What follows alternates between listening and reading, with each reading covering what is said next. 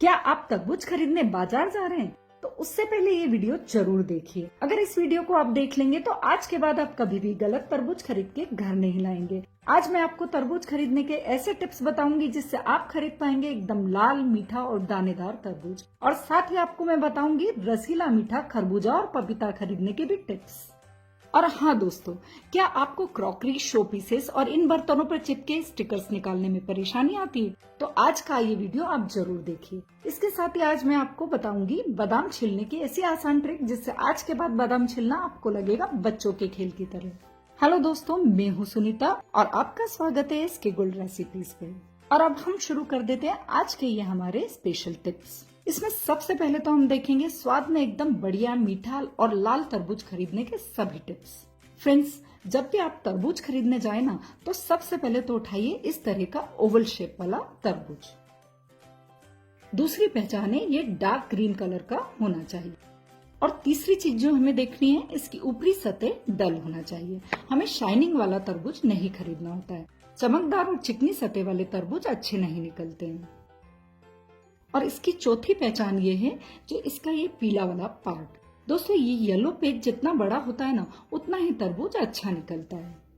पांचवी जो इसकी पहचान है, इसे इस तरह से बजा कर देखिए। तरबूज जितना पका होगा उतना हॉलो साउंड करेगा। फ्रेंड्स, हॉलो साउंड यानी पोली सी आवाज। ठोस आवाज वाला तरबूज अच्छा नहीं निकलता है। देखिए, इसका जो हॉलो साउंड है ना वो बता रहा है कि तरबूज अंदर से लाल और मीठा निकलेगा। अब बताऊंगी मैं छठी और सबसे जरूरी पहचान। ये तरबूज एकदम वजनदार होना चाहिए। मतलब कि जो अंदाजा हम लगा रहे हैं ना उससे इसका वजन ज्यादा होना चाहिए। वजनदार तरबूज मतलब कि रसीला तरबूज। जिस भी तरबूज में वाटर कंटेंट ज्यादा होता है ना वही वजन में ज्यादा होता है। और इसका मतलब वो एकदम मीठा और रसीला निकलता है। अब मैं आपको सातवां और एकदम लास्ट टिप और बता देती हूँ। तरबूज खरीदते समय देखिए कि इसकी जो टेल है ना वो ड्राई और ब्राउन सी होनी चाहिए। अगर ये लाइट ग्रीन कलर की है मतलब तरबूज कच्चा निकलेगा। तो दोस्तों, आज जो मैंने ये 7 टिप्स आपको तरबूज खरीदने के दिए हैं, अगर उनको ध्यान में रखते हुए आप तरबूज खरीदेंगे ना तो 100% आपका तरबूज अच्छा ही निकलेगा। और हाँ, आज का ये तरबूज मैंने खरीदते समय इन सभी बातों का ध्यान रखा था। तो चलिए झटपट से इसे काट कर आपको दिखा देती हूँ। देखिए कितना लाल और दानेदार ये तरबूज निकला है। और इस तरह का तरबूज एकदम मीठा रहता है। तो फ्रेंड्स, इस बार जब भी आप तरबूज खरीदने बाजार जाएं तो इन टिप्स का ध्यान रखिए और लाइए लाल, दानेदार और एकदम मीठा तरबूज। चलिए, तो अब मैं बता देती हूँ आपको खरबूजा और पपीता खरीदने के परफेक्ट टिप्स जिससे कि आप खरीद पाएंगे मीठा रसीला खरबूजा और पपीता। फ्रेंड्स, जब भी आप खरीदने जाएं पपीता तो उसकी ऊपरी सतह डल देखकर ही खरीदें और इस तरह से बजाकर देखें जिसमें से पोली सी आवाज आ रही है, यानी कि हॉलो साउंड आना चाहिए। ठोस या सॉलिड आवाज वाला पपीता होता है ना वो फीका निकलता है। और इसका ये टेल वाला पार्ट एकदम ब्राउन और ड्राई सा होना चाहिए। अगर ये ग्रीन कलर का है तो इसका मतलब पपीता कच्चा निकलेगा। और फ्रेंड्स, खास करके एकदम वजनदार पपीता आप खरीदे, यानी कि जितना अंदाजा हम लगा रहे हैं ना उससे ज्यादा वजन का होना चाहिए। ठीक इसी तरह से खरबूज भी वजनदार होते हैं ना वो ही मीठे और रसीले निकलते हैं। जो खरबूजा वजन में ज्यादा होते हैं ना इनमें वाटर कंटेंट यानी कि जूस ज्यादा होता है, उसी वजह से इनका वजन भी ज्यादा होता है। इसका सीधा मतलब है कि जो वजनदार खरबूजा रहेगा या पपीता रहेगा वो रसीला और एकदम मीठा निकलेगा। देखिए, इन्हें मैं काट कर दिखाती हूँ। देख रहे हैं ना आप, खरबूजा और ये पपीता कितना शानदार निकला है। इनका कलर एकदम चटक है और ये रसीला भी निकला है क्योंकि इससे मैंने इसका वजन देखकर ही खरीदा था। देखा ना फ्रेंड्स, कितनी आसान सी ट्रिक को ध्यान में रखते हुए हम मीठे और रसीले फल खरीद सकते हैं। चलिए, तो अब देख लेते हैं हम हमारी अगली टिप। दोस्तों, गर्मी के दिनों में भीगी बादाम खाने के और भीगी हुई बादाम से बनी ठंडाई या बादाम शेक को पीना स्वास्थ्य के लिए बहुत ही फायदेमंद होता है। परंतु प्रॉब्लम तो ये आती है कि भीगे बादाम को छीले कैसे। बादाम छीलना बहुत ही मेहनत का काम है और इसे छीलने में टाइम भी बहुत ज्यादा लग जाता है। तो आज आपको मैं बता देती हूँ इसे छीलने का बेहतरीन और एकदम आसान सा ट्रिक। ये है वो बादाम जिसे मैंने 7 से 8 घंटे भिगो कर रखा था।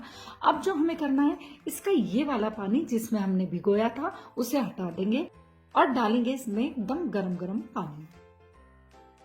इसके बाद इसे ऐसे ही गर्म पानी में छोड़ देंगे।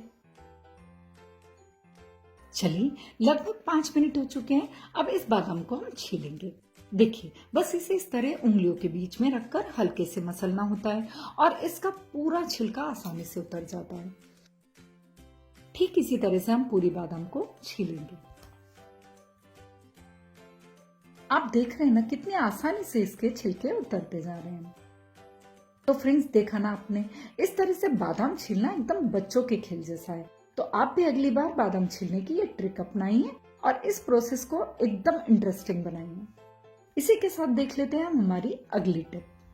दोस्तों, जब भी हम नए बर्तन या क्रॉकरी खरीद कर लाते हैं ना, तो उन पर लगे होते हैं इस तरह के स्टिकर्स। इनफैक्ट शो पीसेस पर भी इस तरह के स्टिकर्स लगे होते हैं और जब हम इन्हें निकालने की कोशिश करते हैं ना, तो ये आधे अधूरे ही निकल पाते हैं। आज मैं इन स्टिकर्स को निकालने की आसान सी ट्रिक आपको बता देती हूँ, जिससे कि आपकी ये मुश्किल एकदम आसान हो जाएगी। देखिए, इसके लिए हमें सिंपल सी चीज करनी है। इन क्रॉकरी और शो पीसेस पे जो स्टिकर्स लगे हैं ना, उनके बैक साइड पर इस तरह से हेयर ड्रायर को रखकर आधा मिनट के लिए चलाएंगे।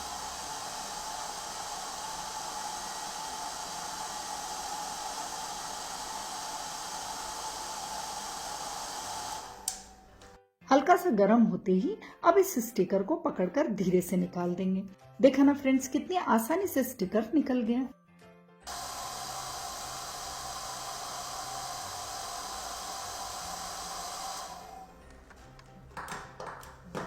इसी तरह से इन ग्लासेस पर से भी स्टिकर को निकालेंगे। देखिए, आप देख सकते हैं इन स्टिकर्स को हम कितनी आसानी से हेयर ड्रायर की मदद से निकाल पा रहे हैं। न कोई निशान छूट रहा है, न कोई परेशानी हो रही है। इसी तरह से इस प्लेट पर लगा स्टिकर भी मैं आपको निकाल कर दिखाती हूँ। जहां पर ये स्टिकर लगा है ना, ठीक इसके बैक साइड में हेयर ड्रायर से इसको गर्म करेंगे।